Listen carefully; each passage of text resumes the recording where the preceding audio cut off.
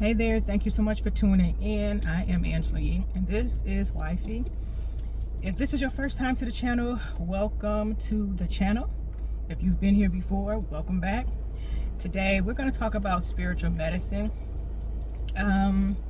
What exactly is spiritual medicine, and my understanding, my definition of spiritual medicine, and what you can identify to let you know how to start or when to start implementing the spiritual medicine in order to heal or to transmute the energy. So I'm going to give you a few examples, and the first example I'm going to give you is, say for an example, if you've come out of a very tumultuous relationship, and that relationship seemed like it just took the life out of you. Instead of going into sadness and sorrow and condemnation and blaming yourself for the relationship not working, you can implement spiritual medicine.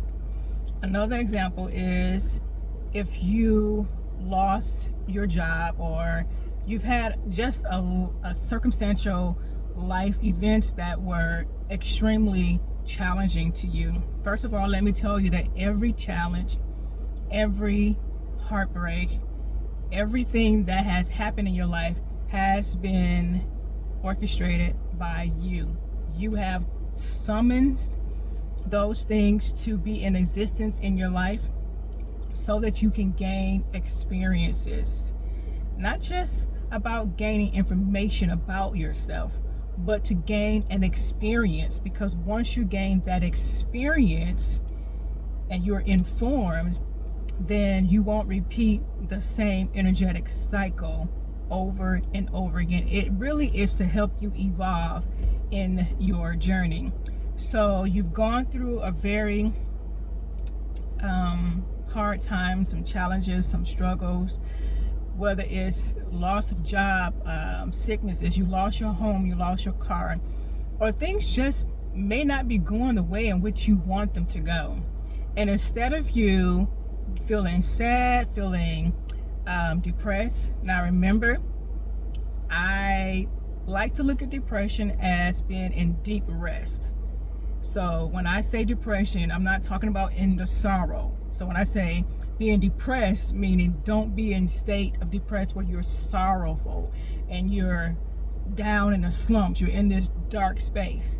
But depression to me is being in deep rest. You're resting. Sometimes you need to have a depression. You need to have depression to allow the pressure to cause you to go into a state of rest, so that you can rest from stressing, resting from worrying, resting from the hustle and the bustle, but you're simply just resting from trying to figure out what's going to happen next and how you're going to make or manifest the next thing in your life. But you're just resting in whatever is taking place in your life at that moment. And another little bunny trail that I want to give you all is when it comes to being in the now. This is the only moment that you have, is this very moment that you're watching this video. You are summoned to this video by the universe, by something that's resonating within you, by your energetic center. Summons this video, and the universe brought this along your timeline, but it's something energetically that you're in alignment with that you need to see. And so when it comes to the now moment is simply not something that you got to strive to obtain or to achieve. The now moment, or the present moment, is exactly what it is. It's a moment that you are currently in, a moment that you're currently experiencing the reality that you are sharing with the collective in. So it's not something that you got to work hard in order to achieve. And in fact, I don't want you to work hard to achieve living in the now. Just rest. Rest in whatever is happening at the moment. Accept whatever is happening in your life at the very moment. Be okay with what is happening in your life at the moment. Why should you be okay? You should be okay because you orchestrated that. You called forth those situations to come into view, come through you into view for specific reasons. And most of the reasons are to evolve you or to help you come into a greater or heightened state of awareness and a heightened state of remembrance that you are consciousness. You are all that there is, and God, which is consciousness, resides on the inside of you. So you're to remember. That's what the remembrance is all about. Remembering not just your galactic, your star seed, your energetic being, your feminine, your masculine, but you are pure consciousness in its pure form. And the things that are orchestrating in your life, I believe that they come to help you remember that. So the spiritual medicine that you can begin to implement or to take, they say an apple a day keeps the doctor away, but I believe that when you look at your spiritual medicine as that apple and you begin to change your perspective as to what is happening in your life, instead of seeing things as falling apart, because nothing falls apart without your doing, without your permission, without you coming into energetic alignment with it. Everything that has happened required your approval. It required your participation. It required your energy. So in order to take a dose of the spiritual medicine, you have to change your perspective as to what and why struggles and challenges and people may seem to be coming against you. What is it that you need to see? What information and what experience do you need to gain from that event? So let's say, for an example, you've gone through a heartbreak. Now, most people go through a heartbreak, they start to inflict self-inflicting wounds upon themselves and think that there's something wrong with them or that they're not beautiful or handsome enough. And they really start to, I really call it like self-mutilate themselves. But instead of doing that, you, as the one who's the alchemist, can prescribe yourself spiritual medicine. Look at that situation from a spiritual lens. Spiritually, you're not going through a breakup. Spiritually, there is something that you need to see, because maybe perhaps you lost yourself in that relationship. You became too attached to that individual. And because there is this power that's on the inside of you that requires you to stay at a higher vibrational frequency, it allowed the breakup to happen to get your attention. To bring the focus back on you, versus your attention being on that person solely.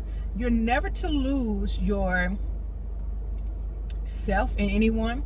You're never to lose who you are as an individual, your individuality in a relationship. Relationships come to enhance. They come to help you elevate, but they also come to bring you into a deeper and a heightened state of awareness about yourself. So as one, you are an alchemist. You're prescribing yourself the medicine, the spiritual medicine. And the spiritual medicine is changing how you look at your reality from the outside, the external. And don't get your cues from the external, but you're looking from the internal spiritual compass, your spiritual GPS system, global positioning system, and you're getting your information from there on what is currently happening in your life. So I just got a notification that my device was getting too warm, so I had to move it over here. So you're getting your information as to what is happening in your life from the inside, from your internal dialogue, your global positioning system, which is on the inside of you. So you're not going through a heartbreak. The only person that can break your heart is you. No person outside of you can break your heart. No person outside of you can disappoint you, because remember, every person, every event, every situation, every circumstance has been something that you've called forth from you. I know that may be hard to swallow, but as the alchemist, you called forth those experiences. Now, the question that you need to ask yourself, why did I give myself this experience? Is it to help me to evolve?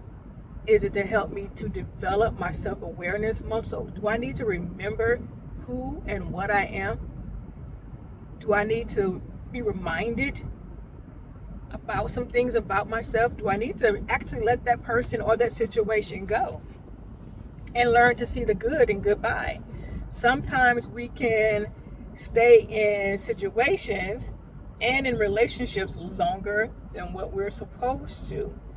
Robert Glasper, which is one of my favorite artists, he has a CD, or I'm sorry, a video that's out that talks about letting go or let go.